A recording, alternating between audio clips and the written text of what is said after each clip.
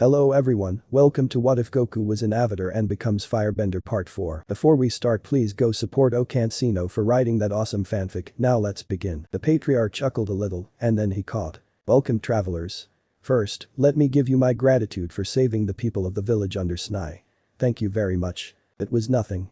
They helped us, so it was natural to help them back. Many of my children have been killed by these terrifying invaders. They appear to be seeking the Dragon Balls. It pains me to think that the orbs of hope would bring this pain. Great Patriarch. We request your Dragon Ball. We are planning to leave with them, so the wish of the invaders that are attacking won't come true. I see. You speak the truth, your heart is still conflicted, but you are brave enough to choose your own path. Patriarch took the Dragon Ball. I will entrust you the Dragon Ball of 1 star. But I am afraid that your wish won't come true. Toph got surprised and asked. Yo, you know about it? I can get information about what is happening. And why our wish won't come true. Shut up. I have enough of this chatter. Vegeta disappeared from Zaban's view and reappeared at his side.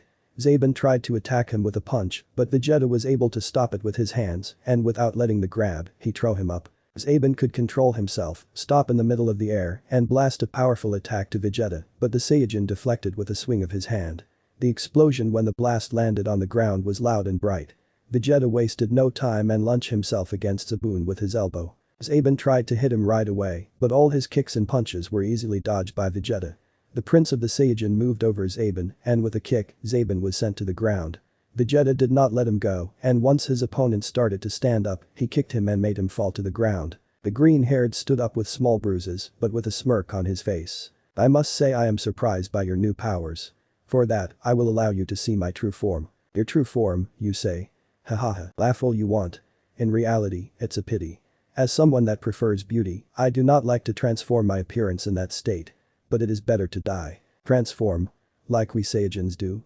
Ha, from the three, you are the one that had to say the most absurd thing. I don't become absurdly large like the Saiyajins, but my strength overwhelmingly increases. Sure, let's see then. With pleasure. Zaban's smirk grew wider, and suddenly her body became bulkier, and his facial appearance changed completely. The change of energy took Vegeta by surprise, and before he could react, Zaban was already in front of him. The green-haired warrior grabbed the Saiyajin head, headbutted him, and threw him into the sky. Vegeta was able to regain control of himself and flew back to Zaban. Unfortunately, he also flew in his direction and punched him. The punch sent him to fly to one side, and Zaban used that moment to blast an energy attack. Vegeta dodged the blast, but Zaban appeared and kicked him with his knee in the stomach. Vegeta made a blast of energy to put some distance between Zaban and himself. Once both were with some distance between each other, Vegeta started to calm himself. Vegeta was panting heavily and disbelieving that one in front of him was the same person. Then Zaban rebelled something to Vegeta. You seem surprised. Did you think that the Saiyajins were the only ones with the ability to transform? Your ignorance can only be compared to your arrogance. Let me tell you one thing before you die. Lord Frieza can also transform. Vegeta was surprised at the revelation, and at that very moment, Zaban launched another energy attack. Vegeta flew up, but Zaban anticipated and punched him in the stomach. Before Vegeta could recover, the green-haired hugged him and flew headfirst with an amazing speed to the ground.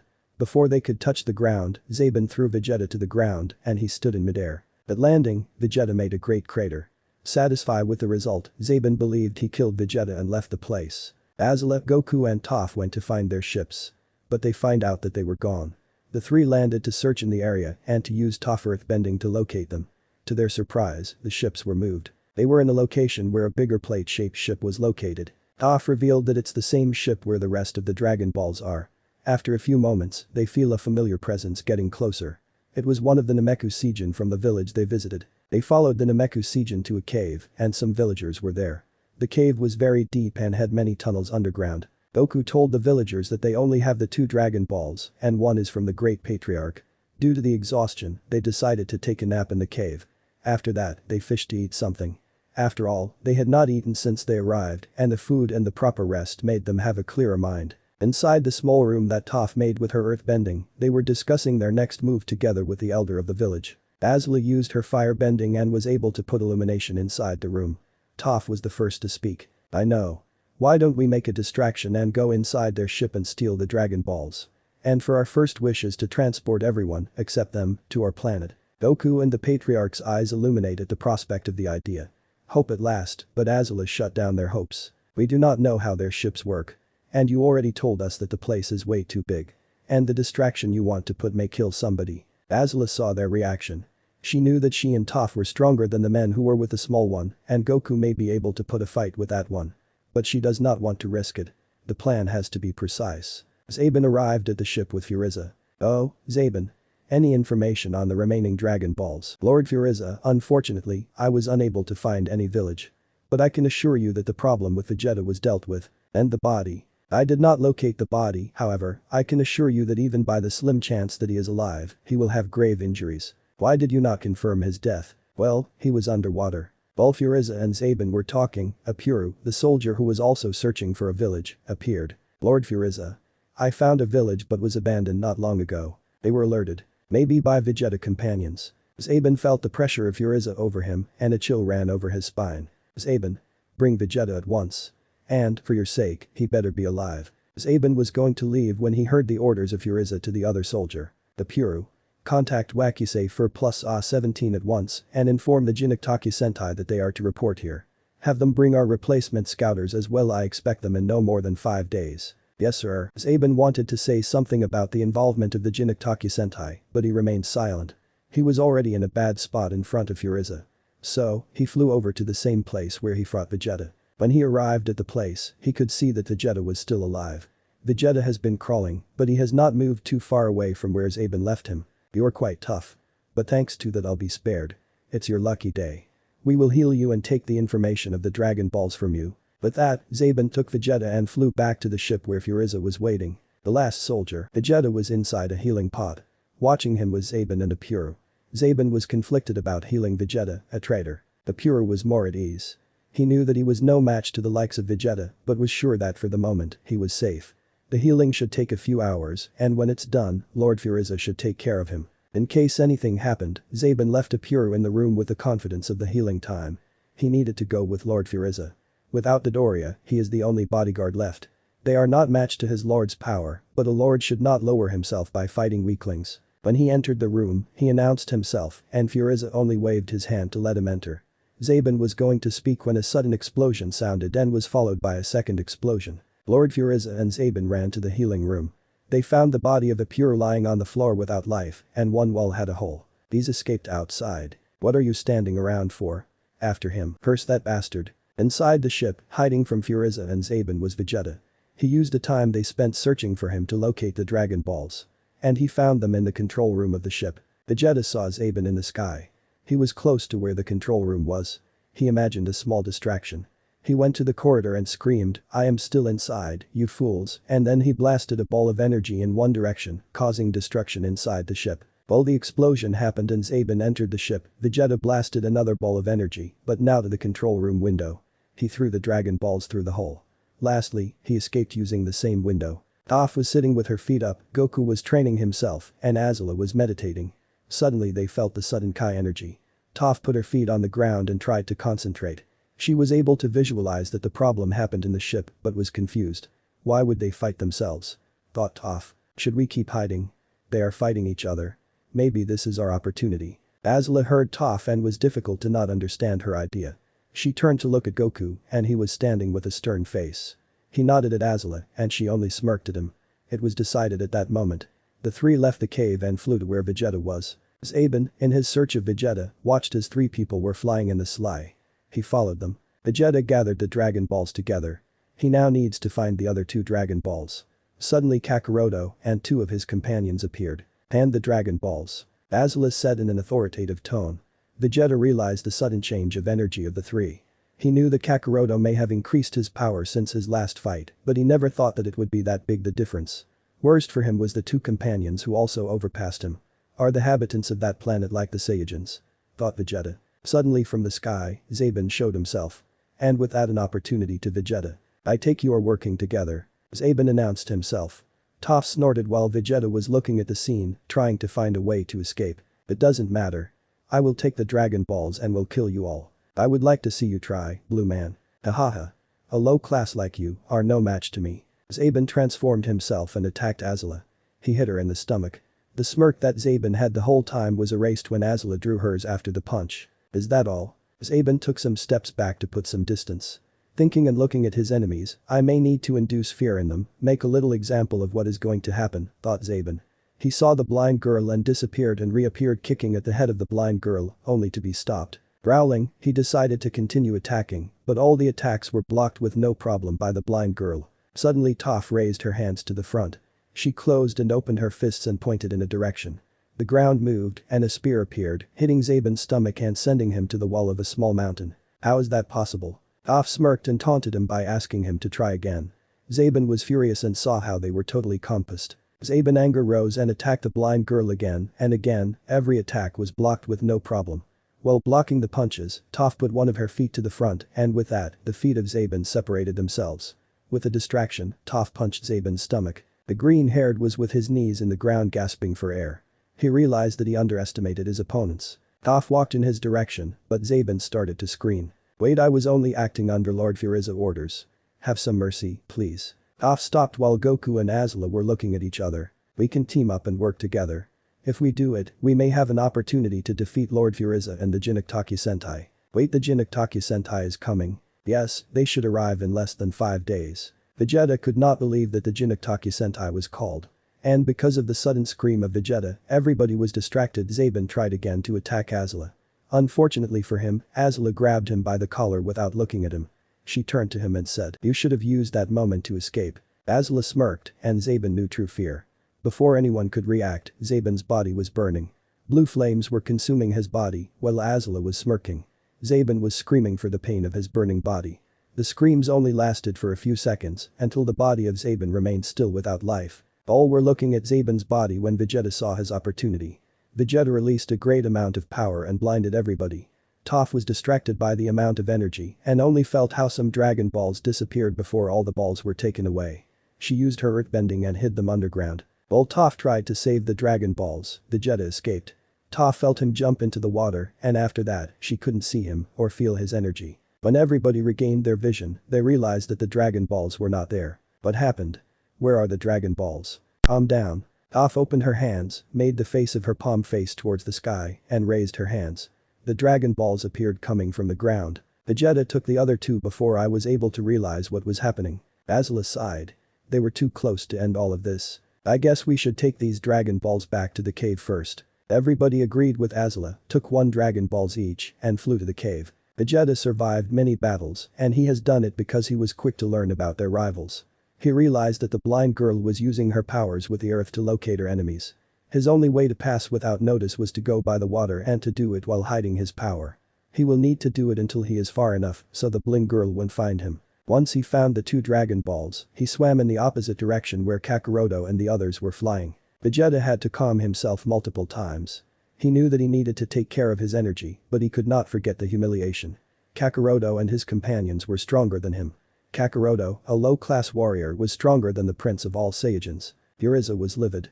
Not only Vegeta was able to steal the Dragon Balls, but for the time that has passed, he can only predict that Zaben has been killed too. The only good thing remaining is that the Jinokitaki Sentai is in their way with new scouters. They simply lengthened their time alive. Once the Jinokitaki Sentai arrives, everything will be finished. The Jinokitaki Sentai, Goku, Azula and Toph were again in the cave. The new plan is to wait until Vegeta show up again. Toph has been concentrating to can feel his energy or his steps with her earth bending. Unfortunately, the task was difficult due to the Great Lakes, rivers, and the ocean in the middle. She was able to feel the movements of great distances, the problem is that she could feel all the animals around, and that stressed her out. Vegeta was careful to stay out of the blind girl's reach. He had a small plan to save his life. Kakaroto and his companions are too confident and are not hidden their powers, said Vegeta to himself while eating the meat of a wild animal of the planet. He has been waiting for the Jinokitaki Sentai patiently and suddenly he felt it. The great amount of power could be felt coming to Namekusei. Now it was a question of waiting. Lord Furiza was waiting at the top of his spaceship when 5 space pods fell in front of him. From it, 5 warriors emerged. All of them were using the armor of his army. All of them have an air of confidence. Suddenly the 5 of them jumped and landed in front of Lord Furiza. They landed in a straight line, side by side to each other. The one at the end of the left was a Redeed with a mohawk who was the tallest and most muscular of them with human pale skin. He leaned to his left, kept his right leg straight, and flexed his left leg. His hands point to the air at a perfect 45 degrees. With a straight face, looking at Lord Furiza, he said, "Rakumu." The one in the right end, also tall but a little shorter than Rakimu, had blue skin, and his eyes were full red. He made a similar pose to his companion, but to the opposite side. with a similar straight face, he said. Bada. The next person to move was a young man with red skin, with long white hair. He put his left knee on the floor and put his arms up, but his hands, pointing to the floor. Jisoo, the small man, who was standing next to Rikumu, was next. He had 4 eyes and green skin. He looked with extra weight. He mirrored Jisoo pose and put his right knee on the floor and his arms in the sky with his hands pointing to the floor. Burrito. Then, the man in the middle turned to give his back to Lord Furiza. He had purple skin and 2 horns on his head. He was taller than Jisoo but shorter than Bada. He opened his legs and bent down to show his face between his legs to see at Lord Furiza and screamed, "Jinyu, and together we are." After Jinyu shouted, he changed his pose. He turned to face Lord Furiza, put one knee on the floor, and his hands, straight, were pointing at the floor in a perfect 45 degrees. Garrido put himself at his right and put one hand under his elbow and the other in a straight pose with his hands in a fist. Jisoo was at Jinyu left, with a pose where his left hand was pointing to the sky and the other, flexed, showed his strength. Bada was behind Jisoo with a pose of a T and with a left knee lifted. Lastly, Rikumu, who was behind Garrido, had his back at Lord Furiza with shy hands in 45 degrees to his right, flexing his arms to show his muscles. The Jinyu Taki Sentai. Furiza was without words. He knew about the theatrical entrance of the Jinukataki Sentai, but he was unable to get used to it. He sighed a little and addressed them. "My, you put quite a show. Thank you, Lord Furiza. What will be our mission?" "Vegeta become a traitor and stole the Dragon Balls I worked so hard to find. Your mission is to subdue him and bring him to me. We will see if we make him talk about the whereabouts of the Dragon Balls." Sounds simple. Jinyu touched the scouter on his ear and saw the information on it. Our scouters already picked some reads. There are 4 powers considerably stronger than anyone else. 3 are together and 1 alone. 3, you say? I doubt that they are Nameku Seijin. Kill them on sight. Very well. When the conversation between Lord Furiza and Jinyu ended, Jisoo stepped in front and gave him a small suitcase. "Lord Furiza, the scouters you asked for are in this case." "Good work." Jisoo walked back. "It's time for us to leave." The 5 of the Jinukataki Sentai turned to see each other and shouted together. "We fight together." Vegeta felt the energy of the Jinukataki Sentai coming to his spot. He growled a little for his luck. He was hoping that they would choose to go after Kakaroto directly. Now, he needed to put his plan into action. He used his whole power to go as fast as he could to the point where Kakaroto was hiding. On the air, Jinyu made his orders. "Bada. You will go where the lone red is. We will go after the other 3. Bada nodded and flew away. Vegeta was concentrating his energy to arrive fast. He did not pay attention to all the energy he was using and only focused that Jinyu was follow him to Kakaroto's location. Unfortunately for him, Bada was faster than him and looked from where Vegeta came from. He was going to go after him, but he decided to investigate first. "I can catch him later. He is not as fast as me," said Bada to himself. In his little investigation, he found 2 orange orbs. They were big and with stars inside them. Bada smirked. Vegeta arrived where the energy of Kakaroto was but was unable to find him. There are only islands around, some little mountains, and that is all. In his desperation, he flew close to the water, but he stopped when he felt the presence of the Jinukataki Sentai. "Oh, Vegeta, it seems that you were left outside. Let me call your friends," Jinyu said, and he proceeded to blast an energy ball to one little mountain. Surprisingly, even when the mountain was destroyed, a sphere of rock stood tall. The sphere fell apart and showed Goku, Azula and Toph. At their back were the Dragon Balls. "Look. Those should be the dragon thing that Lord Furiza wants," Rikumu said to his leader. The 4 of the Jinukataki Sentai landed in front of Goku. "We will be taking those to Lord Furiza." "Sure. You only need to beat us," Toph said while hitting her fist with her hand's palm. Jinyu smirked and only said, "Naruto, could you please?" The small green man smirked. Goku, Azula and Toph put a fighting stance, but suddenly they saw that the Dragon Balls were on their rival's side. Toph did not know what had happened. She does not believe that the small man was that fast. Still, the Dragon Balls were in their side. Azula was able to see that the fat short man was breathing heavily. He is either way too fast or used some kind of weird bending, thought Azula. "I will fight Vegeta. The rest of you can play some rock, paper, scissors." "That's not fair, Capitan. You always have all the fun." "Come on, you should not do that to us all the time." Alright geez. I will take the Dragon Balls to Lord Furiza. You are free to have fun with them." The Jinukataki Sentai started making small celebrations about the news. When Jinyu was in the air again, Bada appeared with 2 Dragon Balls in his arms. Vegeta cursed himself. Those were the Dragon Balls he had, but because of his eagerness to make them go with Kakaroto, he did not realize that Bada went to his hideout. Bada landed next to the other members of Jinukataki Sentai. Jinyu took the other 2 Dragon Balls and made them levitate around him. Then he flew away with the Dragon Balls following him. Toph moved a little, like trying to run after him, but Azula stopped them. She whispered to her. He does not know how to summon Purunga. Toph only nodded to her. Well, we have the same amount of people. Let's decide who will fight with whom, said Rikumu, and then the four started to play between themselves. While that was happening, Goku was dumbfounded. What are they doing? Goku asked Azula. Azula, meanwhile, was started to have a small headache and caressed her forehead. Toph in her side screamed to Vegeta. You know, it seems that they want to fight you too. Why don't you come here? They are just a bunch of stupid weaklings. Vegeta reluctantly went to their side but with a considerable distance. The Jinokitaki Sentai ended their play. Rikimu heard what Toph said and started to laugh. It's so funny that a weakling like you said that. Wait a moment. Are you blind? Really? What? She is blind. Isn't that her eyes color? Just my luck. Sorry Jisoo. No, I was second, so she should be the weakest, so Bada should fight her. What?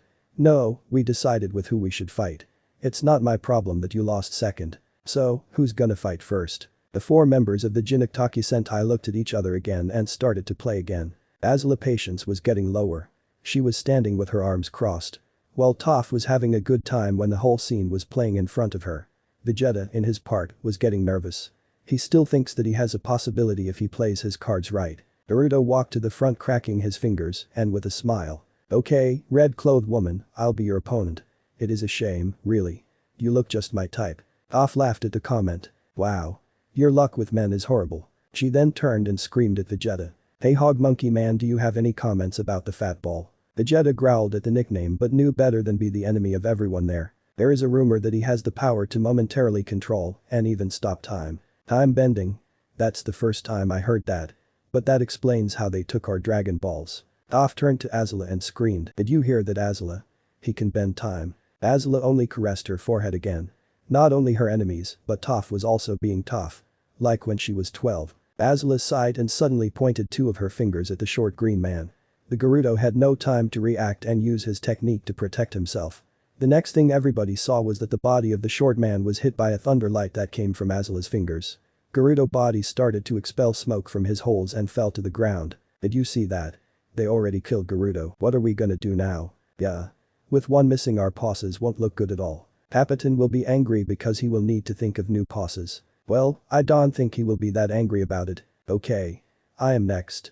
Who's going to fight me? Toph walked to the front and the Jinokitaki Sentai turned to see her. Wait. It's still not your turn. Says who? The guys that lost the first round. We won, so we decide now, so who's going to fight me? The remaining members of the Furizo army looked at each other. She has a point. I guess she is right. Alright. Ada walked to the front and behind him, Rikumu and Jisoo screamed at him. You need to win. Don't let us down. Don't make us look bad. Then between Rikumu and Jisoo, they whisper. How long do you think it will take him to beat her? Why? Do you want to bet? Sure. 100 zenis that it ends in less than 5 minutes. I don't know. I make it 200 to 100. What do you say? Okay. Rikumu then screamed at Toph. Hey blind girl, you better still be alive in the next 5 minutes. How much did you bet on me? 200 to 100. Toph smiled. She made a fist, extended her arm in the direction of Bada and opened her hand. The blue man was sent flying against a small mountain behind them. Did she airbend? No, she just expelled her energy in his direction. Azula answered Goku's question. Hahaha. I always wanted to do that, laughed Toph. Batata stood up from the rubles frowning. He shouted that he was the fastest in the universe and flew in Toph's direction. He started to attack her with punches, but none of them landed. He started to kick at her, but the same happened. Toph looked like she was not moving, but in reality, her speed was too fast that most of them could not see her dodging the attacks. But what all could see was her smiling. Are you sure that you are the fastest? Toph said mockingly. Bada was livid, but suddenly she disappeared. Behind you, screamed Jisoo, but before Bada could turn around, Toph kicked him in the back and sent him flying. Then she used her energy to fly in front of him and with the side of her fist, she hit Bada's neck and his head was buried in the ground. The body fell lean to the ground, which meant that his neck was destroyed. The body was there with no life. What? Bada. Toph started to clap her hands to remove some dust and pointed at the remaining Jinokitaki Sentai. You owe me 150. You bitch. Izu screamed and went after her. He attacked her again with close combat, but Toph stopped Jisoo's fist. What? We have a sore loser here. Before Toph could attack him, Rikumu attacked her from behind. She dodged the attack and took her distance. Can I join? Nope, this is. Toph answered to Goku, who punted with his arms crossed. Well, what if you take care of the one that flew away a moment ago? The one with the horns? What? Why would he be fighting him? You're fighting 3 of them, I fight 1. So, Goku will have at least that one. Toph huffed and made her fangs move with the air. Fine. Meanwhile, Rikumu and Jisoo were having their own discussion. Contact the captain. But Rikumu. I am the strongest, only behind the captain. I will be able to keep them entertained. Jisoo nodded at Rikumu and flew away. Rikumu smirked and said to Toph. I am Rikumu. You won't be able to defeat me. Azula's disappointment. Azula looked at the dead body. Toph was walking to her, clapping her hands to remove some dust. Phew. That took time. How long did this big guy last? 3 minutes. Wow. I could swear it was longer. Goku was smiling at her comment. She was able to defeat her opponent with just 3 attacks, but she was playing with her opponent.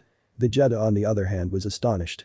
He could not believe the big change they made in this short amount of time. Suddenly Goku and the others started to levitate. Hey Vegeta.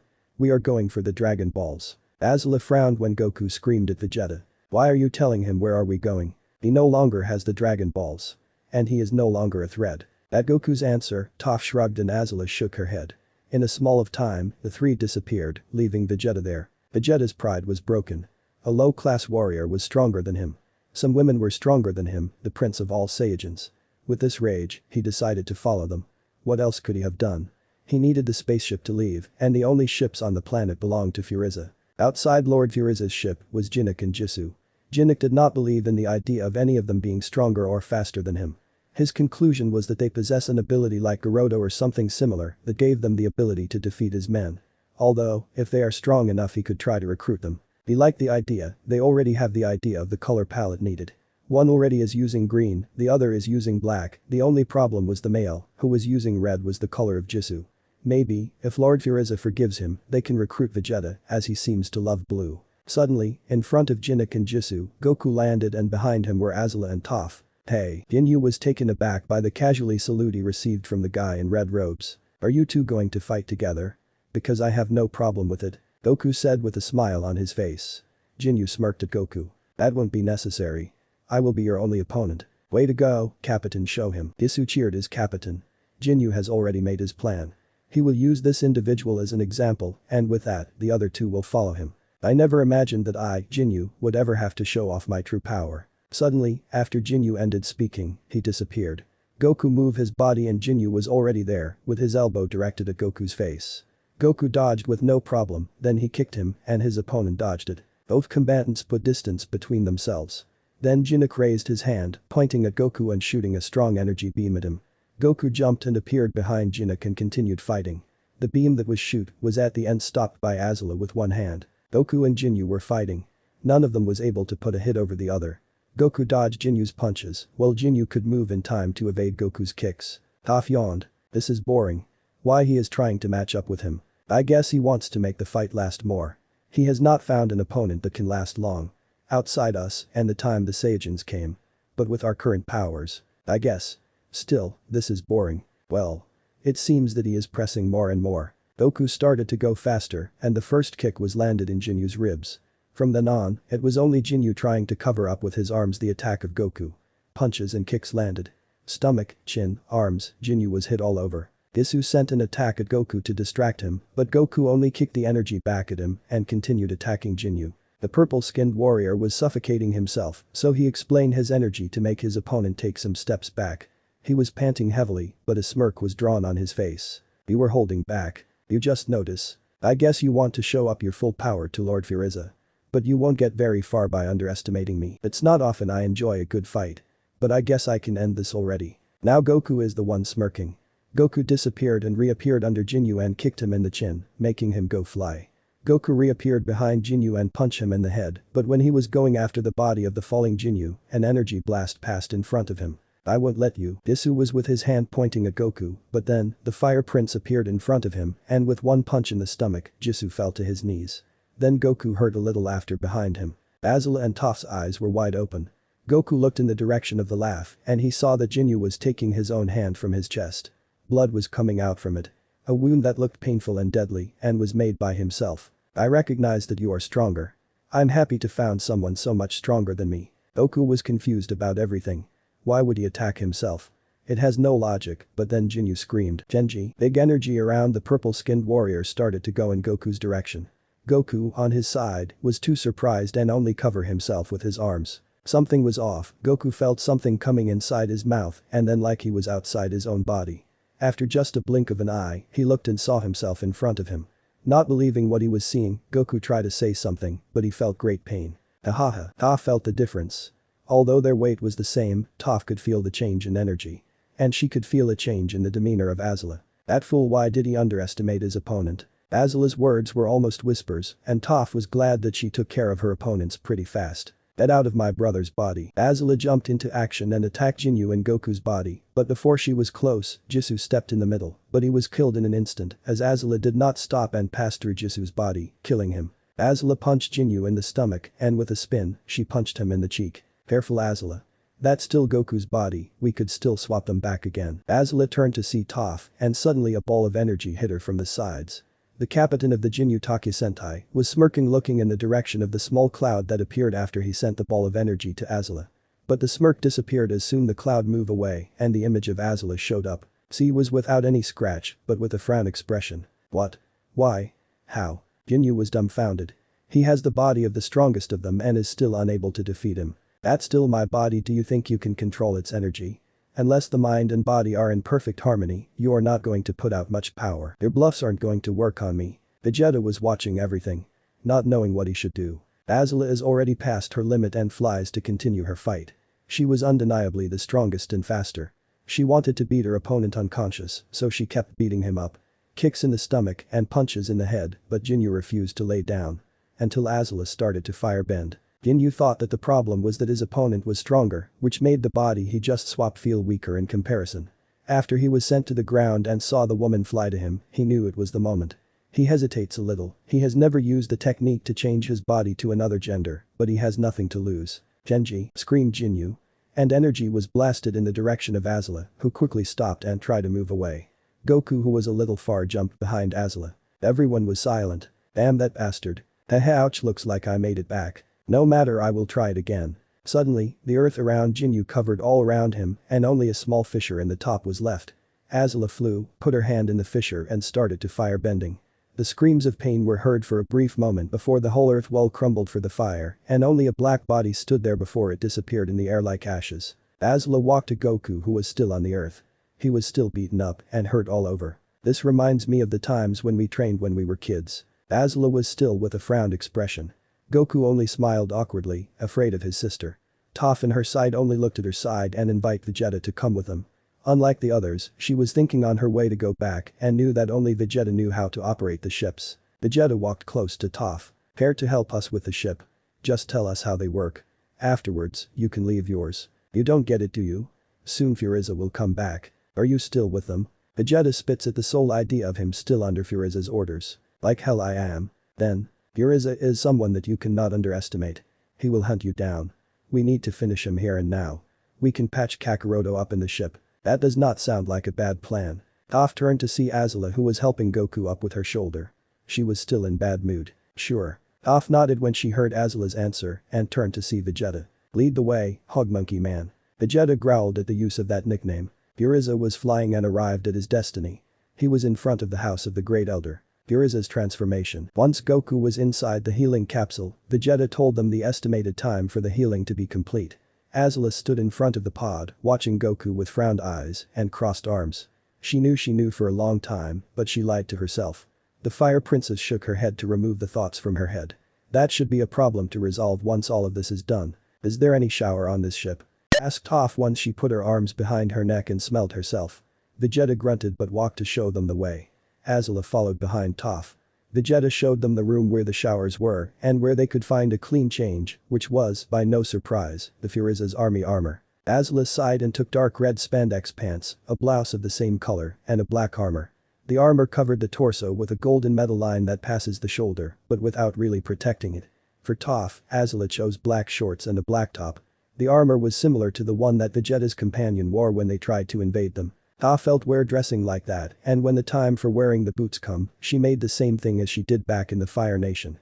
She removed the shoe so. After that Azula went again where Goku was and sat on the floor in one corner, watching Goku. Toph realized what was happening, or at least she thought, so she let Azula alone. Toph's first idea was that they needed to contact one of the Nameku Seijin or go and visit the Great Patriarch. She knew pretty clearly where the Dragon Balls were hidden. When she stepped out of the ship, she met Vegeta watching the skies. He was leaning his back to one of the ship's legs. "Hey, hog monkey man," Vegeta only growled. "Hey. We are on the same side right now. Don't get sensitive." Vegeta rolled his eyes. "Just wanted to know. You were part of his men. Why are you betraying them?" "I am not betraying anybody." "Really? You seem to wear their uniform, and as far as we heard from your partner, the porcupine, the one that called himself Goku's brother. Raditz. Hardly even a partner." Toph put her hands on her hips and rolled her eyes. "So? Why are you fighting against him?" Vegeta looked away, to the sky. "We, Kakaroto and I, are the last of our race. A warrior race that ruled our galaxy. We fought for our pleasure until Frieza arrived." Toph raised one eyebrow. "Yeah, I heard that. Your planet was destroyed by a meteorite. That fool of Raditz believe everything." "No, our planet was destroyed by Frieza." Toph stepped back. A person who could destroy a planet full of warriors was something frightening for her, especially if those warriors were as strong as the Saiyajin she had met. "We lived for fighting, and when we aligned ourselves with Frieza we found more opponents. We traveled the universe, we destroyed planets, we attacked his enemies. But, he was afraid of us. He was afraid of the legend." "The legend?" "Every 1,000 years, a legendary warrior is born with power beyond any other, the Super Saiyajin. Frieza was afraid that he would be defeated by this legendary warrior, so he destroyed our planet." Vegeta turned to see Toph, who has been listening to the story. "I will destroy Frieza and become the legendary Super Saiyajin." After that Vegeta walked away and found another spot to sit and rest. Toph thought about the story. A legend figure who will show up, an important figure with powers beyond all. A whole culture almost erase existence because they were afraid of this figure. She could not help but compare the story of the Saiyajin with the air nomads. Heck, they even were nomads, if they were from planet to planet. Toph said to herself while crossing her arms. Frieza was furious. He had found the place where the leader of this planet was hiding, but he couldn't kill him because if he had done it, the Dragon Balls would cease to exist. Thinking about how to destroy the whole planet, Frieza was flying back to his ship. He made a deal, he will get his wish, in exchange, Frieza would leave and respect this planet, so no one in his army or any other person will attack it. Obviously, he will only respect the deal until his wish become true. On his way back. With all his anger about the whole fiasco of the Dragon Balls. His scouter showed the signals of power of two individuals. He at first thought that it was the Jinyu Taki Sentai. But when he was getting close he realized the truth. The body of Jinyu and the other member of the Taki Sentai was lying lifeless. Vegeta was there with a woman. Frieza growled, frowned, screamed. He destroyed the egg-shaped capsule and stood in the air watching the two of them. Toph felt the presence of big energy. It was coming way too fast, and when it was close, it stopped. The power was increasing. It was a scary feeling about this energy. She remembered the comment of Ty Lee about Raditz's energy. Right now she felt the energy full of death. Without wasting any second she was in combat position. Vegeta froze when he saw Frieza in the air. He has always known that his energy was big, but right now that energy was increasing. Frieza stood there in the air. His armor broke alongside his scouter and a purple smoke was around him. Toph could not see what was going on, but she could feel how Frieza's power was going up. Vegeta was with his eyes wide open and his mouth could not articulate anything. His body was walking backwards without noticing. Frieza was transforming, his appearance as a small individual was changing. The torso grew big and his arms were next. The lower body started to change first by the legs and then the rest, leaving the tail until the end. The head grew and the horns changed shaped as if they were pointing up. The neck grew last. You decided to betray me, Vegeta. Do you really think that getting allies will help you from me, who protect you and let you live? I have not betrayed you, I had never been loyal to you, I was only waiting for the right moment to kill you. And you really think that this was your time? You and this trash have given only headaches. Vegeta put a fighting stance. He was shaking, but his pride was big enough so he did not run away. Frieza looked at the two of them and smirked. He was floating back to the earth. It seems that the two of you are ready to fight. But who's first on going to hell? Frieza looked again at his opponents. How about you? As soon as one foot touched the ground, Frieza ran and passed close to Vegeta, who was unable to cover himself. But then he turned to his back. Toph felt the move, but it was too late. She just started to move her hands to try to bend the earth. Her arms were stretched out, fist close to can command the earth, but at her stomach was Frieza's head. Through her stomach was Frieza's horn head. Azula woke up from her sleep. She felt the enormous energy and she ran to find the exit of the ship. She found a room where the glass was broken and went outside from it. She flew where the energy of Toph was and she saw it. Toph, the one she could call a true friend. Unlike the others who were with her out of fear or for political reasons. The one that never asked to change and always came back of her own accord. She was getting no benefit in the friendship. Her only true friend. And she was stabbed in the stomach by what she only could describe as a monster. Off. Whisper Azula when she saw her friend's body. Furiza shook his head and that made the body of Toph to flew to one side. The blood that was falling from his horn reached his lips and he drank it. He was walking through Toph smirking, he was about to stump over her head. Stay away from her. Azula flew and an aura of blue flames was around her. Her speed was almost like her lighting. She punched Furiza in the head with her fist covered in blue flames. Following the direction of her punch, she spun and kicked Furiza in the stomach with her legs covered in blue flames. Without wasting time, she put her two hands together and made the strongest fire control ever done. Furiza was taken back in the air. He received the attack head-on. But when he was in the air, he moved away. Clearly displeased by the burning marks he received, but when he turned to see his attacker, she was no longer there. Suddenly behind him Azula showed up and made an axe kick, kicking Furiza's head and sending him to land in a close aisle. Azula wanted to continue, but she stopped. She knew that the attack did not made too much damage. That she will be wasting energy. At the moment she needed to check on Toph. She looked in Toph's direction and to her surprise, she saw a Namekuseijin at her side. She believed that it was the one that Goku saved back in the first village. Azula wanted to go down to Toph's side, but a ball of energy passed close to her. She saw the direction and realized that Furiza was standing again. Azula frowned and prepared herself. So, there was another one around. What is this, Vegeta? Did you try to create a harem to bring back the Saiyajins? Furiza smirked. Unfortunately, I will put an end to your small plan. Furiza flew up and was in front of Azula, but with some distance in between. Suddenly Furiza was next to Azula, which made her flinch for a moment. Out of nowhere, Azula felt something hitting her like a whiplash in the shoulder, it was too heavy but too fast. The hit made her fall in the opposite direction of Toph. Vegeta looked in the direction of the blind woman and she was standing up. He could not believe it, but then he realized that the Namekuseijin next to her helped her. Before Toph could fly to help Azula, Vegeta stopped her. Wait, before you go, you need to severely wound me. What? Did you go insane? Toph tried to escape from Vegeta's grasp, but he grabbed her tighter. We, the Saiyajin, grow stronger every time we recover from the brink of death. So, that's why you are stronger than before. It does not work if it's self-inflicted. Now do it before it's too late. No. Goku should be cured. Kakaroto is the lowest class of warriors. Besides, we don't have the time to wait for him. As soon Vegeta said those words, Azula fell to the ground heavily. Although she stood up quickly, she was received by a rain of energy blasts. Toph frowned, she realized that she will not be an opponent for that monster, not even fighting alongside Azula. She clenched her hands with a fist and pointed at Vegeta. A beam of energy passed through Vegeta's torso. Toph made her first energy blast and was nearly killing someone, she was not proud, but if it helps, then she will be able to live with it. At the sound of the blast, Furiza stopped attacking Azula and looked at Toph. He was amused by the scene. Azula did not look at them, she was focused on not letting her guard down. She has been checking her energy. She thought that maybe if Goku arrived they may have a chance. She has felt that Toph's energy recovered. So maybe the three of them. But until then, Toph and Azula need to stay alive and not waste their energy. Azula flew behind Furiza and kicked him in the head, but Furiza stopped it. Toph appeared in front of him and blasted energy at his face.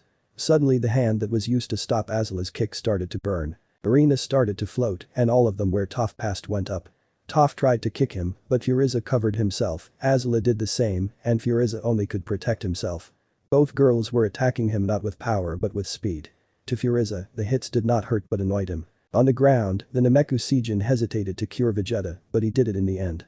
The wound was severe, but he knew he could save him. Furiza was getting annoyed by the two women, and he expanded his energy which made the two girls back off.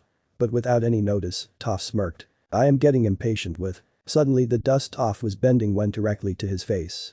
She did not know where exactly was his face, so she used a lot of arenas to attack him. While Furiza was trying to take the dust from his eyes, Azula was charging her lighting attack using her energy, and Toph was bending the arena so it won't go away from Furiza's face. When finally charged Azula attacked Furiza. The dust and the explosion that happened when the attack landed in Furiza did not let them know what happened exactly. When the dust finally left, they saw a furious Furiza. With his right horn destroyed. His right horn? You really cared? Toph said to Azula, thinking that it was the horn used to stab her. You insects. You dare to wound the great Lord Furiza. Suddenly Furiza calmed down and smirked. Very well. I will show something that no other person has seen. My next transformation. Goku arrived. Furiza smirked as his energy started to go wilder and wilder. From his back, some spines grew. The shoulder stood up as if it was armor.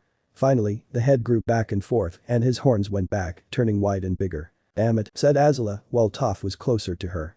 She saw their opponent and could not imagine any opportunity of defeating him.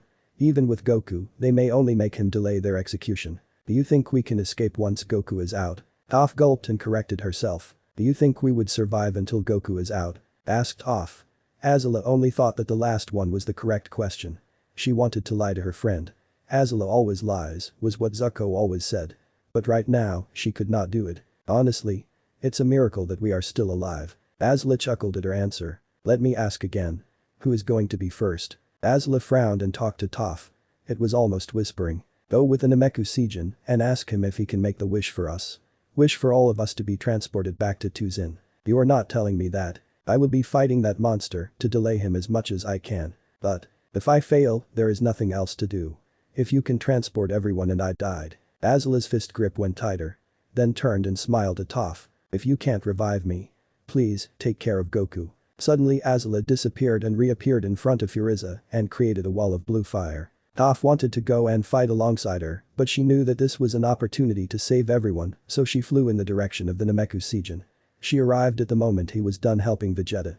Due to the energy he used for it, the green man was panting tire. Vegeta stood and felt the energy and smirk. Don't forget who is the one that nearly killed you a few minutes ago, said Toph when she noticed Vegeta's energy boost.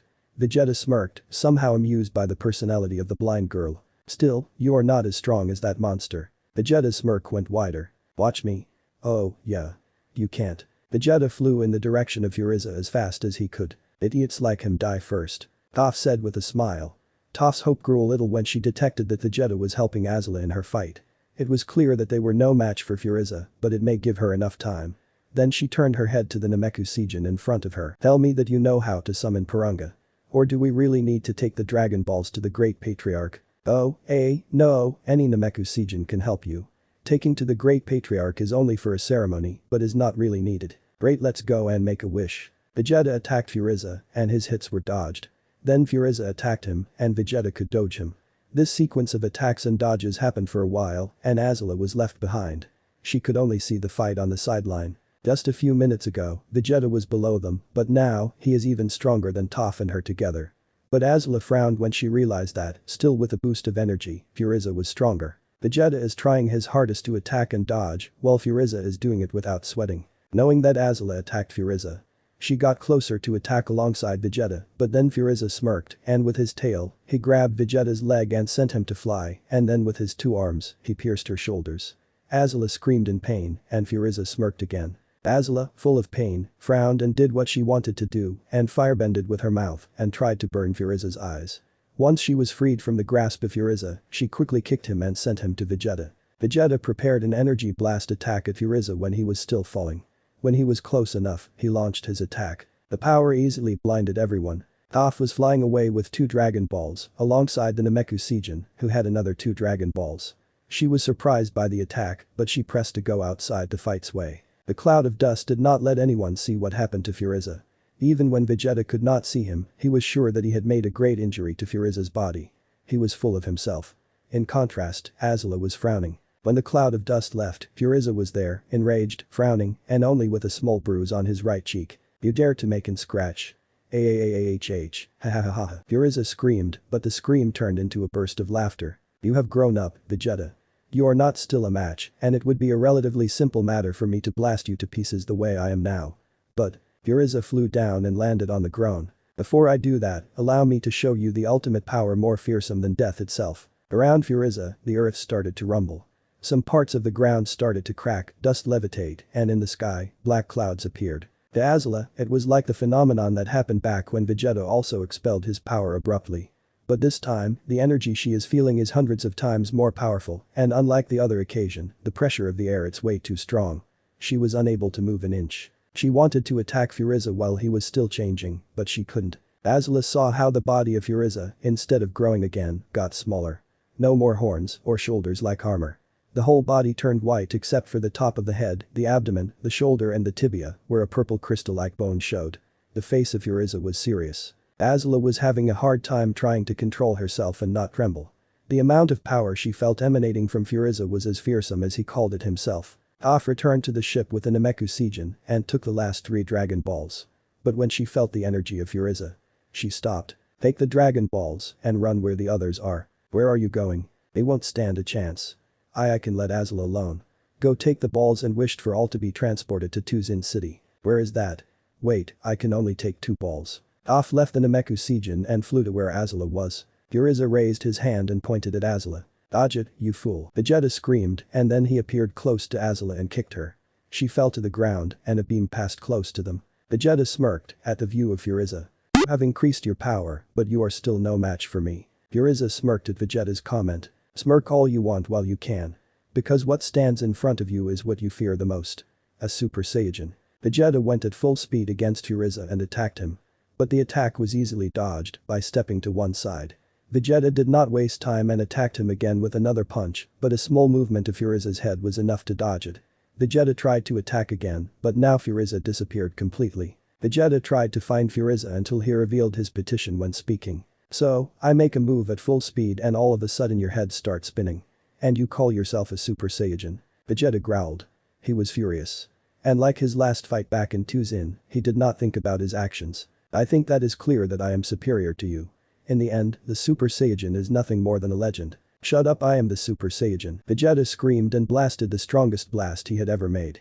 He put all his energy into it, he wanted it to be fast, he wanted it to be powerful, and he wanted to kill Furiza. Toph felt the energy while helping Azula to stand up. What did that idiot do?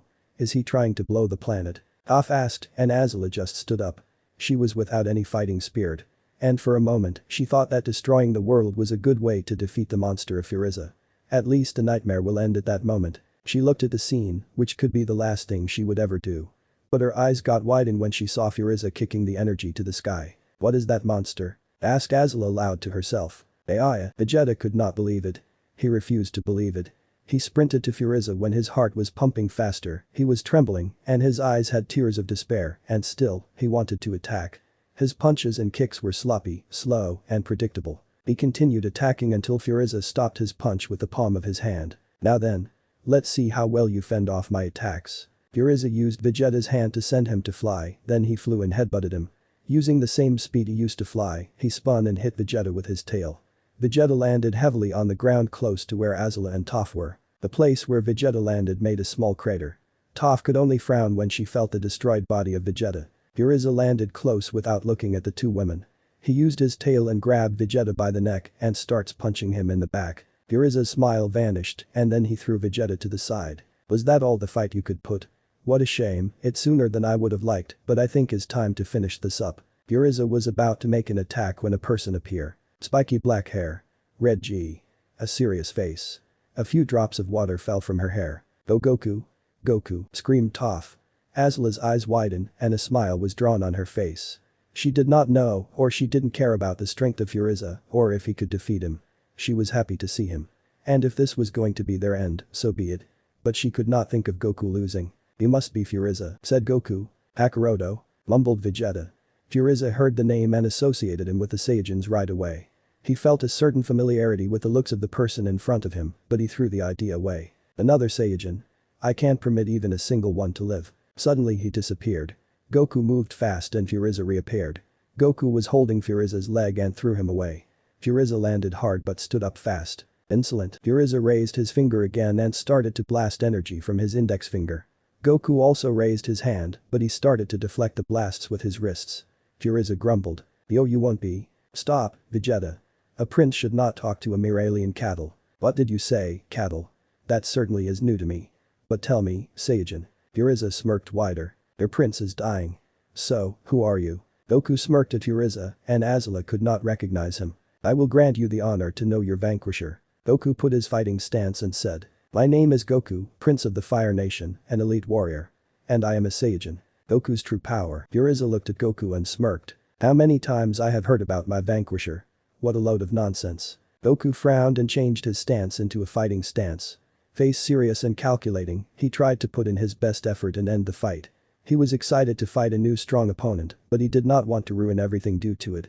His sister has told him that many times before, but he has never been in similar a situation. The only other occasion was when he fought Vegeta and it ended up with the death of the Avatar and his friend. We need to move.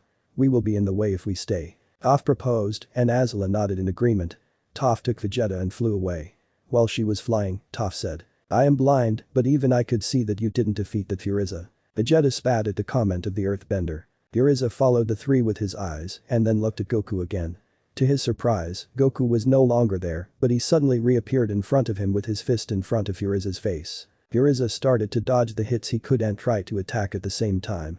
To his surprise, his opponent was going after attacks to prevent them. A kick to his hip when a kick was going to be lunge. A hit in the shoulder if he wanted to punch. And if he wanted to hit with his tail, again a kick in the hips was received. With this tactic, Frieza was almost unable to make any right attack. The scene repeated until Goku put his open palm under Frieza's chin and made an energy blast so strong that light showed around them. Azula was incredulous at Goku's way of fighting. She doesn't remember Goku ever behaving like this before. He was fighting like his father. Attacking weak points and then overpowering them. Suddenly Goku's body was thrown back by Frieza's kick. A frown and serious expression were on the white monster. When Goku recovered, Frieza threw an energy ball at him, but Goku hit it, exploding in his fist. Right after that, Frieza was hovering over her opponent and destroyed the place where Goku was. Goku was not in the place where the explosion happened, he was behind Frieza. He used the same technique, but Frieza, instead of exploding, was pushed down. While falling, Frieza flew out of the rage of the attack and then went to Goku's back. The Fire Nation prince turned, but his opponent kicked him to the ocean. Azula, Toph and Vegeta were at a considerable distance. They wanted to continue watching without being caught in the crossfire. Azula's shoulders started to hurt less. She tried to move them, and she could, but not without pain. Still, it was good that the damage was not that serious. Vegeta was sitting on the ground with his back against a wall, made by Toph. Toph was desperate as she could only feel the energy of Goku and Frieza, but nothing else. She wanted to know what exactly was happening. Toph knew that the battle was something that they should pay attention to. Especially when the energy of Goku and Frieza has been increasing bit by bit. Unfortunately, Frieza's energy increased faster than Goku's. Azula looked at the water, where Goku should have landed and smirked. Frieza looked at the water expecting his opponent to come out. He knew that his previous attacks did not kill him. While scanning the ocean, he heard the splashes of water, and though it was his opponent, it was only a ball of energy that passed close to him. Then another splash sounded, and he thought again that was the Saiyajin, but again was another ball of energy. Suddenly, many balls started to be launched from the ocean. Frieza dodged all of them and started to look more desperately to the water to find his opponent. Hiya! Goku attacked Frieza from behind by surprise with a powerful energy blast. He used the energy balls as a distraction and then flew behind the white monster. Frieza crashed into one of the small islands and a huge crater was made because of it. The water started to fill the whole of the crater. Azula saw the scene with astonishment. Toph could feel the amount of energy on that blast and could not believe that, even after expending that amount of energy, Goku was still fresh. From the rubbles of the crater, under the water, Frieza flew up. To think that you could do this much to me. Frieza's body had marks of the battle already. Frieza felt something close to his lips and when he cleaned it, he realized that it was his own blood. Filthy Saiyajin, Frieza screamed before running towards Goku. He headbutted him and before Goku could fall, Frieza kicked him into the air. Playtime is over, Frieza jumped and Goku tried to kick him in the air but failed. Frieza used the moment to grab him with his tail and made him land hard on the ground. While Goku was on the ground, Frieza moved his arm and a thin line appeared. Goku moved out of the way as fast as he could and was able to dodge the attack. On the ground, a line that cuts it showed up. Toph felt the attack from her position. It was as if the planet had been slashed by a giant sword. I was planning to have more fun with you, not anymore. But just you know, it will take me only half of my power to defeat you. Frieza declared. Goku frowned and tried to attack again, but when he tried to kick him, Frieza was no longer there and the monster appeared and punched him in the back. While in the air, Goku spun and sent some energy attacks, but Frieza deflected them with his tail. Goku decided to attack Frieza directly. When he launched his punch, Frieza grabbed him by the wrist, but Goku used that moment to kick him, but the attack now was stopped with Frieza's arm. The white monster smirked, made an energy blast with his eyes, and sent Goku flying back. While falling, Goku used the moment to stand up and put more distance between him and Frieza. Goku knew that he was losing, and at that rate, he will die and lose the fight. He thought about the different solutions he may have, but only found one answer. An answer that will put his body and the planet at risk. But that was the only way he could find to can defeat his foe. Goku relaxed his posture, put his hands in the air, and closed his eyes for a brief moment. He calmed himself and opened his eyes again. Frieza looked at him with a confused look. Are you mocking me? Azula and Toph were looking at the scene. They did not understand what was happening, they felt an immense energy gathering around Goku, but he was not moving. Vegeta, from his position, could see what was happening. He is using the same technique as he did to me. Vegeta coughed some blood but did not pass out. His body was hurt and he may die if he is not cured, but he is too proud and will not let himself die outside the battlefield. Azula looked at the sky and saw the ball of energy that Goku was gathering. It was already bigger than the one used against Vegeta. Azula looked around to search for the Namekuseigen, but he was nowhere to be seen. She would have asked to heal her or heal Vegeta. She wanted to help Goku, but knew that she won't be able to do anything against Frieza. Then she saw it. Frieza kicked Goku, who was still with his hands in the air. Goku stood up again, and Frieza punched him again. Goku was trying to stand up, but Frieza was already in front of him with his hands open, pointing at him to attack him with an energy blast. Azula did not know when she jumped or started to fly, but the next thing she remembered was kicking Frieza's head, together with Toph. Frieza recovered quickly but with a frown. "You insects are still alive." Azula started to run around Frieza, fire bending to the ground, while Toph was creating a dome around Frieza with her earth bending. Inside the dome were only Azula and Frieza, but Frieza quickly realized that the other woman was also helping. Azula kept her distance from Frieza and launched a series of energy blasts and fireballs. At the same time, Toph used the dome to launch rocks in the shape of spikes to Frieza. The attacks were weak to Frieza, but it was also annoying. When she was close to attacking the woman with fire abilities, an earth spike appeared and she disappeared, only to appear in the opposite direction. Frieza was already pissed off by Goku, and now with the insects fighting that way, he got frustrated. He just flew up and destroyed the dome. He went high in the skies. "I'm surrounded on all sides by irritating insects. Endlessly sneaking around beneath my feet," screamed Frieza. Then he raised his hand again to attack, but before he launched his attack, he received a blast from one side. He turned around and saw Vegeta panting heavily. "This ends now. I hope you enjoy sharing the same fate with this planet," screamed Frieza furiously. But at the same time, Goku smirked. "Die," screamed Goku while the ball of energy was launched. The size of the ball was enormous. Goku and the others jumped to the ground to take cover. Frieza, for his part, looked at the ball of energy and wanted to control it and deflect it with his hands. He used all his power but was unable to move it. The ball fell to the world and then a big explosion happened. Everyone was blinded by the light. The planet shook from the explosion. And after it, it started to rain. The water from the rain was the one that jumped from the ocean. Close to where the battle was happening, an enormous hole showed up and the water started to fall into it. Suddenly a tiny island emerged. Over that island was Toph, Azula and Goku. The three of them were panting heavily. But Goku broke the tension when he laughed. "It is done." Azula smiled. A smile that only Goku has seen, a smile that only Goku could see. If Toph was with all her energy, she may have seen him with her earth bending, but currently, she was exhausted lying on the ground with a big smile. Toph stood up first, and Azula did it after her. Goku sat on the ground. Both girls stretched their hands to help Goku stand up. Each girl helped with one shoulder. "I still have energy. I can move by myself." "Shut up and let yourself be helped." Goku sighed and said. "Why did I end up like this after all the important fights?" Toph could not help but laugh at the comment. Azula was relaxed and also started to laugh. "We should find a Namekuseigen. So, we can be healed and ask to be sent back," Goku said to the two girls. Azula nodded and tried to fly, but Toph did not move. When the two of them looked at her, she saw her shaking, then she started to say. "No, no, no, this can't be real." She turned herself in her opposite direction. Goku and Azula did the same, and they looked at the impossible image of Frieza. He was with bruises all around his body, blood coming from his forehead, knees, chest and left eye. Frieza pointed at Goku with his index finger. A beam was shoot and went directly to Goku, but Azula reacted on time and pushed Goku. The Fire Prince fell over Toph, and the attack did not land on anybody. Frieza frowned. "Their interventions have already made me lose my patience." Frieza pointed at Azula with his hands open. Azula suddenly felt as if she was being captured, as she was starting to float without her consent. Frieza just smirked. "No more games," screamed Frieza again, and his hand made Azula elevate high in the sky. Goku could not move fast enough to grab Azula. He turned, with anger, at Frieza, and then he turned again to see Azula. Frieza smirked and closed his hand with a sudden fist. And at that very moment, Goku heard Azula screaming in pain. That scream will haunt him forever in his nightmares. A scream so painful that made his world be destroyed. After the scream, Goku could not hear anything. He did not hear the following explosions. He did not hear Frieza's laughter. He did not hear Toph sobbing. Toph heard how her friend died, how the explosion had taken one of her closest friends. Toph wanted to come to this planet to help find a way to resurrect the Avatar. It was her who should be taking the mission head on. Azula should be at her home, helping the people of her city. She shouldn't be here. But she was the one that took the ultimate price. Then she felt a breeze from Goku's direction.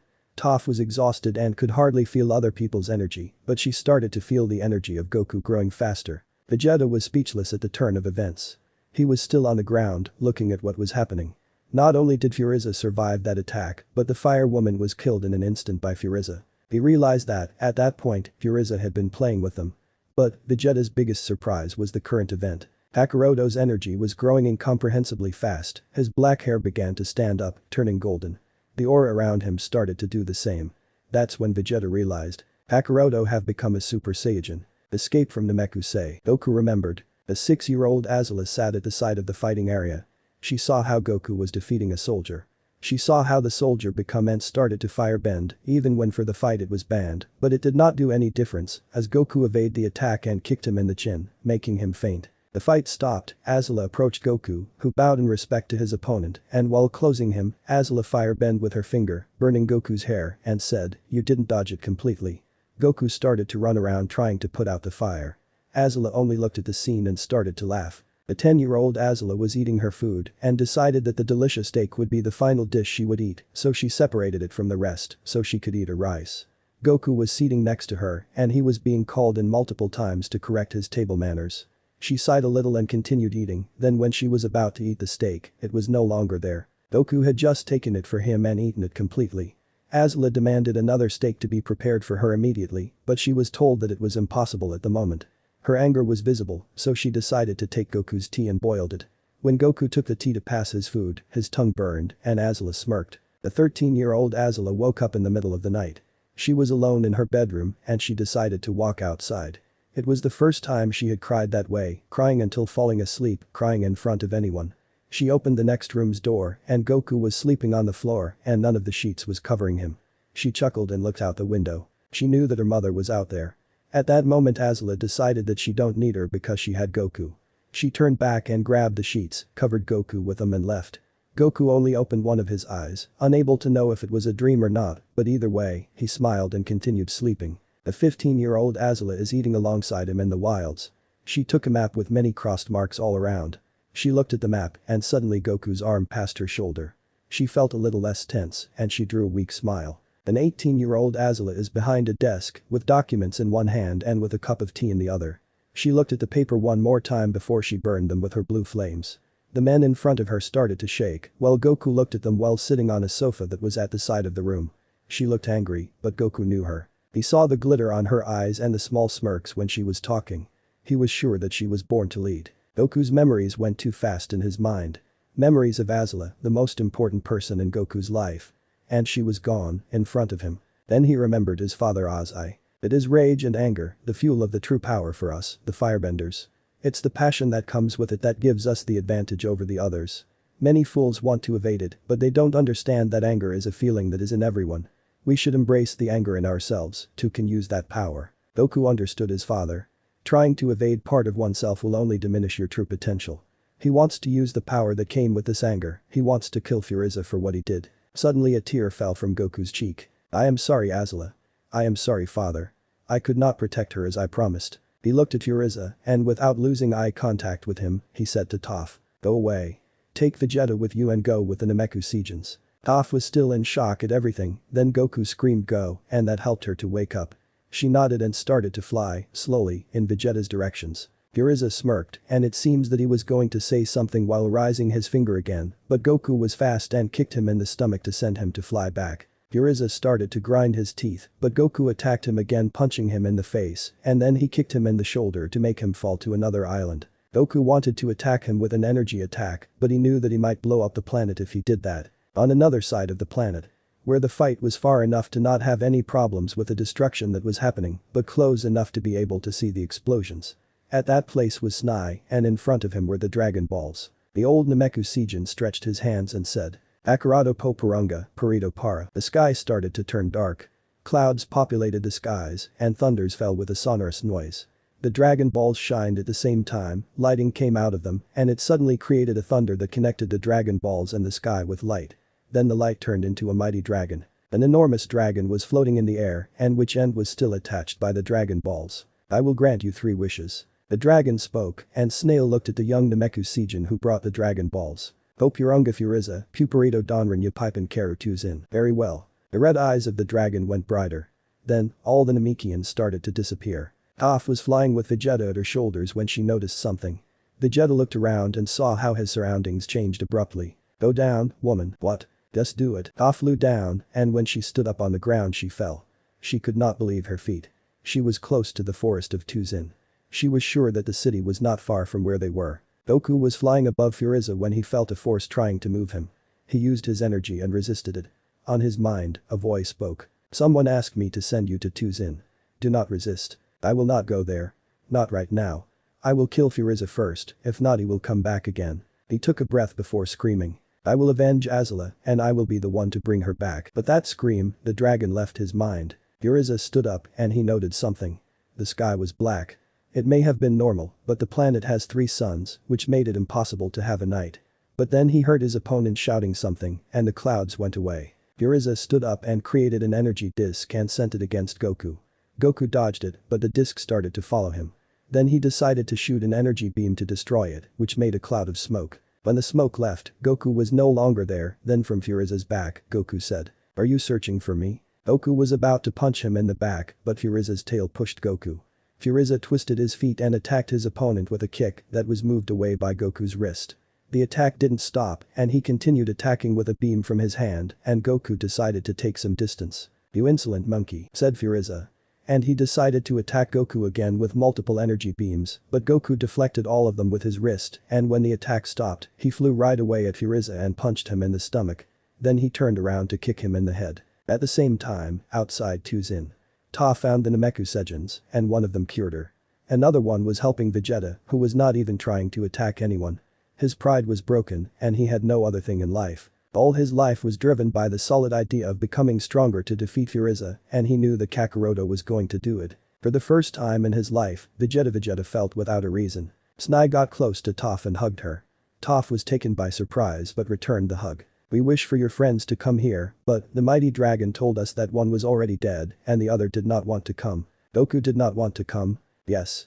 He said he would kill the man named Frieza and bring back his other partner. Toph left a tear running through her cheek and nodded. Then she felt someone coming their way. Someone she recognizes. She walked to the front to face the newcomers. On the other side was a small number of guards of Tuzin City, and in the front of the group was Tom Tom. The group was in a defensive formation as they saw the giant dragon.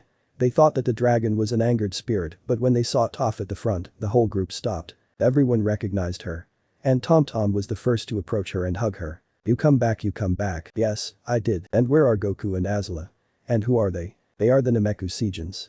They came for an emergency that happened on their planet. And? Can the other things wait?" Tom Tom nodded and Toph walked to the man in front. "Attention, the scouter of the group, come here." The man walked to the front and stood straight. "Go and call for Katara. Tell her that Toph said that it is time." The man bowed and started to skate Earth to go faster to the city. "For the rest of you right now, we are going to perform a very spiritual ritual. You all may know that the Avatar was missing. Well, let me tell you that we have found him." The men's faces turned a little confused. And Toph remembered that the Tuzin citizens are not that aligned with the Avatar, thanks to their love for the Fire Twins. Goku and Azula knew about the problem it represented, that's why they also worked to bring back the Avatar. Without them, this ritual would not be possible. They bring this spirit who will help us. Toph pointed at the giant dragon, and with that, the men were more at ease. Knowing that this is something their leaders wanted to do. "For this to work, I would ask you to secure the perimeter. No one will enter this zone." Tom Tom stood in front. "Do you hear her? I want everyone to cover every side of this zone. No one has to know what is happening here." With that, the men started to run in different directions to can protect the zone. Back in Namekusei, Goku was still fighting with Frieza. Frieza's tail was cut alongside his left leg. Blood was falling, and Goku looked at him like studying which other part should be cut next. The white monster was getting weaker at each passing moment. The anger was clouding his mind. He could not understand how a Saiyajin was able to beat him up. He was panting, frowning. He was tired, and he was furious. And because of all of this, he created a desperate way to win. "If I am to be killed by the likes of you, then I choose to die but my own hand." Goku looked at Frieza. Not answering or reacting, only studying him. "But you won't be able to kill me, because you are the one who's going to die. I can survive in the total vacuum of space." Goku did not take importance to what he was saying. Although he did not quite understand what he was saying. He gets the idea that he wanted to change the environment of their fight. Suddenly and red energy covered Frieza. The energy was enormous, but instead of pointing at him, Frieza pointed at the planet and then he shot his attack. This planet is finished. The Goku understood. He lamented that he was a fool and unable to comprehend what Frieza was saying. But he did not lose his composure. If that is everything you can do, I am disappointed. I was planning to make you suffer more for what you did to Azula. But you are not worthy of my anger. Goku stood there. Straight, without his guard up. You're weak. You said you are at full power, but you can't control it. But you were a good opponent. That is why you will die as a warrior. In battle. Goku frowned. He was facing Frieza. Then he rose his both hands to the front and closed his eyes for a moment and remained in silence for less than a second. He opened his eyes and shouted with all his might. From his hand, a blue beam of energy came up from his hands. The beam was the biggest that Goku had ever produced. Frieza tried to stop it with both hands, but the power was overwhelming him. He tried to make an attack of his own to throw it off, but it was too late. The attack passed through him, and the only thing that remained was part of his head and his chest. Goku looked at the body of Frieza. It was done, he killed him, but that did not give Azula's life back. He flew away in the direction of Frieza's ship. When he arrived, he saw how the damage was, so he looked around and found some ships like the one he used to travel there, except that those ships had a weird emblem on the front. Suddenly the planet started to shake and some lava erupted not too far away. Goku opened one of the ships and looked at the buttons. He sat inside it and calmed himself. His appearance changed again to his normal form. He kept watching the buttons as he could not remember the button pressed. Then Goku decided to press the buttons randomly until one button sounded. Why'd Rado say? Goku smiled and then he remembered that they pushed the biggest button to get fly away. So he did and the ship door closed. The piece is back. Toph was talking to the great patriarch when Tom screamed her name. She turned and went to where he was as she realized that Katara just arrived with 2 giant blocks of ice. Katara left the blocks on the ground and ran to hug Toph. Come on, Sugar Queen, we have an avatar to wake up. Katara did not leave the hug but nodded with tears in her eyes. It was strange that Katara did not say anything back to her after calling her Sugar Queen. When the waterbender finally broke the hug, she saw the Namekuseijins and she stepped back. What are they? They are the Namekuseijins that are going to help us with this. But officially, we can say that they are from the spirit world. Katara only nodded. Toph pointed at the blocks of ice. Would you please remove the ice on them? Are you sure? 100%. Katara nodded. She waterbent the ice and it became water, leaving the bodies of Aang and Sokka exposed. The Namekuseijins watched everything with curiosity. Toph turned to see the great patriarch and he smiled. Snai nodded and he walked to Purunga, who was still waiting for the next wish. The Pitola Tongaj. Avatar Aang, Sokka, Basado Gaegulul. Purunga's eyes went bright again, but nothing happened. Katara looked at the body of Aang and Sokka still lifeless and then looked away. I can resurrect them, but the one called Avatar Aang has 2 souls. And that will count as 2 resurrections. 2 souls? Asked Katara, who turned back to the dragon. Yes. One is for the person called Aang. The other is called Rava, a being who shares its powers with him. Katara stood with his eyes widened and unable to make a decision. Toph wanted to wish for Aang to come back, but she also wanted her friend Sokka alive. She turned to see the great patriarch. The old Namekuseijin understood the dilemma and talked to Toph. Do not worry. The Dragon Balls will be able to grant you wishes in a year.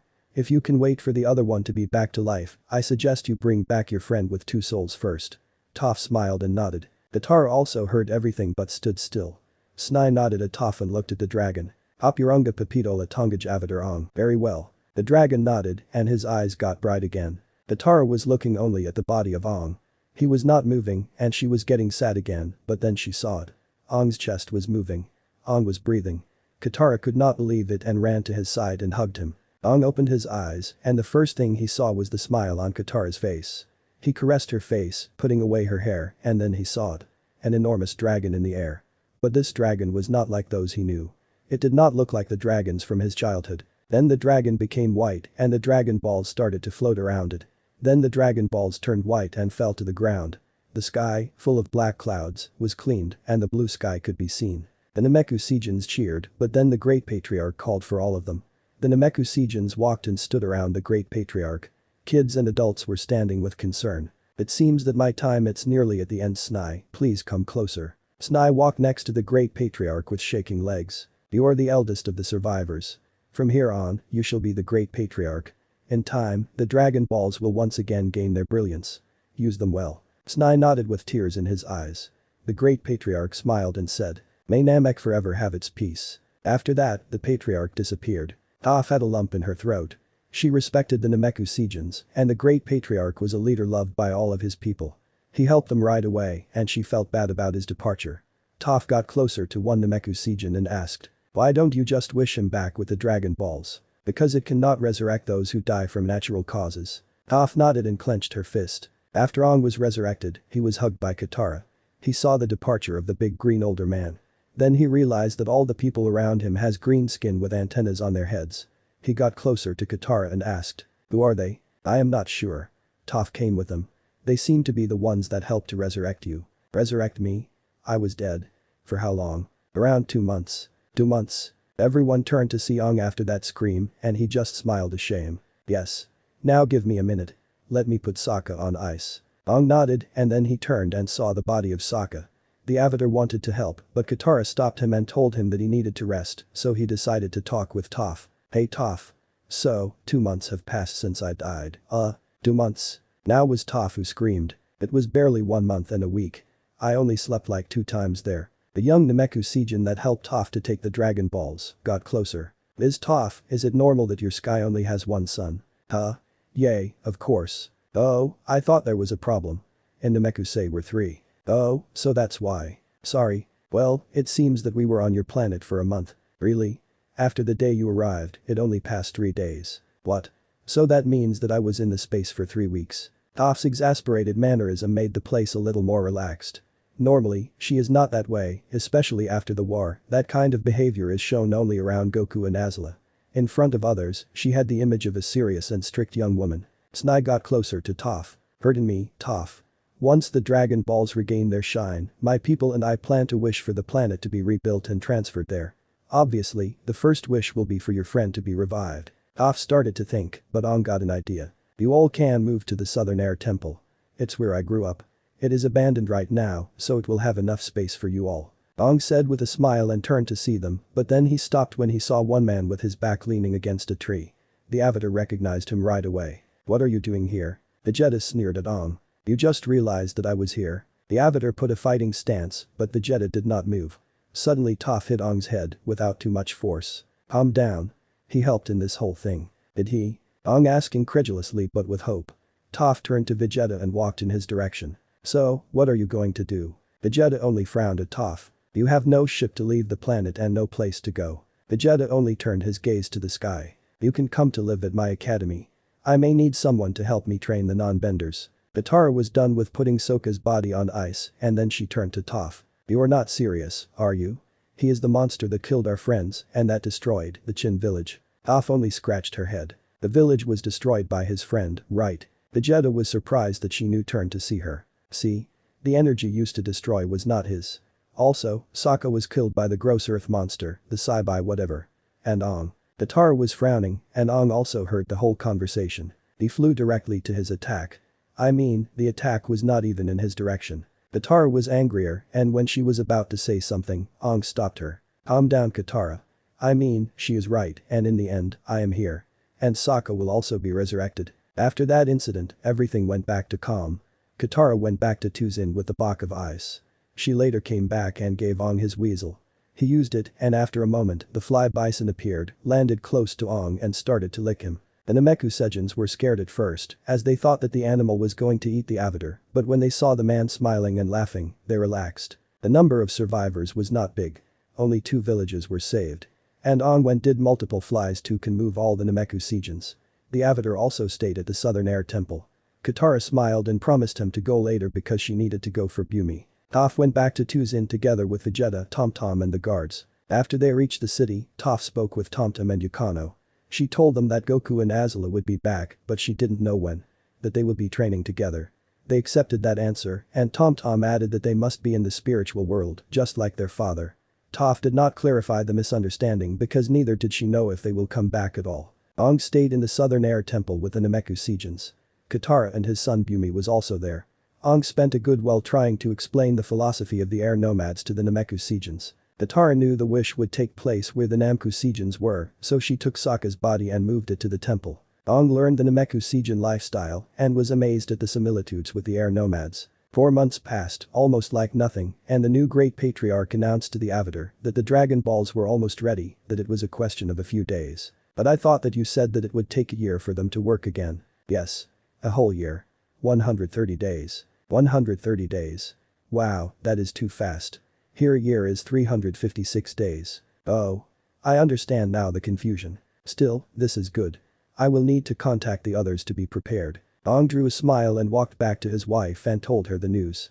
After that, Katara decided to be the one locating everybody. They had not talked with the rest. She decided to only call for Suki, who was at Republic City. When she came back, she was accompanied by Suki, Iroh, and Zuko. Zuko was in the city for some political reforms, and Iroh replaced Katara, who could not work as a proper leader in Republic City. Iroh and Zuko meet and greet the Nameku Seijins with respect. Iroh then talked a little with the new Great Patriarch, Snai. Pardon me for the question. But I could not help but recognize your clothes. Are you related to Azula and Goku? Zuko frowned, thinking they would be misjudged for their siblings' actions. Iroh stopped him from saying something and drew a calming smile. Toph was close and could not help but put attention to the interaction. Iroh answered. We knew about them. Although we cannot say that we are close or support them in any way. Zuko remained calm and smiled at the diplomatic answer of his uncle. Snai then continued. Is that so? It's a shame. They were great warriors. They protected our people and took us to your planet for safety. Toph walked closer, smirked, and said. Yeah. Totally not related to them. Don't worry, I will let them know about that. Thank you, Toph. We are also in great debt to you and the other warrior. Speaking of which, where is he? Oh, he stayed back to train. I see. The next day the dragon balls were like new. The rocks that once were now showed their normal orange color and the stars inside. Everybody stood in the great courtyard. In the middle were Snai and the dragon balls. Akarado po Purunga, Purito Para. The dragon balls started to flash. The sky became black, and thunders fell. Katara was amazed as it was the same weather as the moment when Toph came back. A thunder fell where the dragon balls were, and that thunder became a dragon. Iroh, Zuko, and Suki were with their mouths open. Meanwhile, Aang and Katara were removing the ice from Sokka's body. When they finished, Aang saw the dragon and got amazed again by it. He went and hugged his wife as she was with a hurt expression when she saw her brother. You have united the dragon balls. I will grant you 3 wishes. Now express your first wish. The commanding tone of the dragon sent shivers to almost everyone. Snai looked at Toph. First, we will bring your friend, then we will ask for our planet and leave. Toph nodded at him, and Snai turned to Purunga. Apurunga, Papito la Tongaj Sokka. The red eyes of the dragon shined. It has been done. What is your next wish? Sokka suddenly started to breathe. Suki ran and hugged him. Sokka opened his eyes only to see Suki's hair. When he removed it from his face, he saw the dragon. What? What is happening? What is that? Is this the afterlife? Am I dead? Suki broke the hug and kissed him. You were. But now you are here again. She said in tears and hugged him again. Everybody saw it. Katara got closer and hugged her brother. Aang also did the same with his son in arms, who also hugged his uncle. Then Katara, Aang and Suki looked at Toph and Zuko. From behind, Iroh pushed them, and both of them went closer and hugged them. The whole Avatar gang was reunited again. Toph cried a little, but she cleaned her tears right away. Then punched Sokka's arm. Don't go and get yourself killed again. Everybody smiled and laughed at the comment. Then Snai got closer to Toph and Aang. Thanks for your hospitality. It is time for us to go back to our planet. The Nameku Seijin only bowed their head. Aang and Toph bowed and put their fists together. Then Toph got closer and hugged the new Great Patriarch. Thanks for your help. To you, for saving our people. I hope we can meet again. Both knew that it was impossible, but still, they nodded. Then Snai turned to the dragon. Okareta Campurio Tech Empire. Donranya Pipen Karen Nameku say. Very well. I will grant you the wish. The red eyes of the dragon shined again. And the Nameku Seijins started to disappear one by one. Until all of them were gone. Then, the dragon become all white and the dragon balls levitate around him. The dragon became light and split into 7, going each part into each dragon ball, and then it flew to the sky. The clouds disappeared when the dragon balls passed through them. What was that? Asked Sokka, worried and impressed. And the rest were as amazed as him. Toph saw at the sky and smiled. The dragon balls left to the skies, where Goku should be. After the resurrection of the Avatar and Sokka, the people in the world were back to normal. The crisis that happened because of the destruction of the Chin village was attributed to an angered spirit. A whole story was made, where truths and lies were intertwined. Toph took a month's vacation before going back to work as chief of police in Republic City. Vegeta stayed at the academy. And made use to the training that Toph had in mind for Goku and Azula. He started to use an armor similar to his own but made of metal and asked the metal benders of the academy to bend the armor so he won't be able to move. Because one person could not stop him, he started to work with 10 metal benders at the same time. This training not only helped Vegeta but the metal benders as well. Vegeta also became the new goal for Tom Tom, as he now wants to defeat him. So, he started to train similarly to him, but with only one metal bender. A year passed, and everything was normal. To Toph, it was another boring working day. Walking on the street, she quickly stopped any robbery, thanks to the enhanced power he received back in Namekusei. Although normally she doesn't walk barefoot anymore, she usually gets dizzy after a while because of the number of people in the city. That day he had just arrested a man who tried to steal an old woman's purse when she felt something. Toph instructed one of the guards with her to take the robber, and she flew to the tallest building. Everybody looked at her with amazed, but she was with a worried expression. She stood at the top of the building and looked at the sky. At the same time, Vegeta was training. 20 metal benders were around him trying to slow him down while he was doing a small routine with great speed. "Mr. Vegeta, could we have a small break?" asked one of the benders. Vegeta only looked at them with frowned eyes and they got scared. Then Vegeta felt the energy. "Sure, go." The earthbenders felt relief and left. Tomtom, the only one with a little training on energy in the academy, also felt an energy approach. "Mr. Vegeta. That energy. That damn Kakaroto, he couldn't finish the job." After that Vegeta flew away. Inside a spaceship was Lord Frieza. But he looked different as most of his body was covered by metal parts. He was looking at the window, he was looking at Avatar's planet. Behind him was a person similar to him at his second transformation, but taller. Frieza then talked. "That's Torian say, father. It seems that we are earlier than the Super Saiyan who put me through all of this. What a small planet. We should be able to destroy it right away. Please don't. That would not leave me satisfied.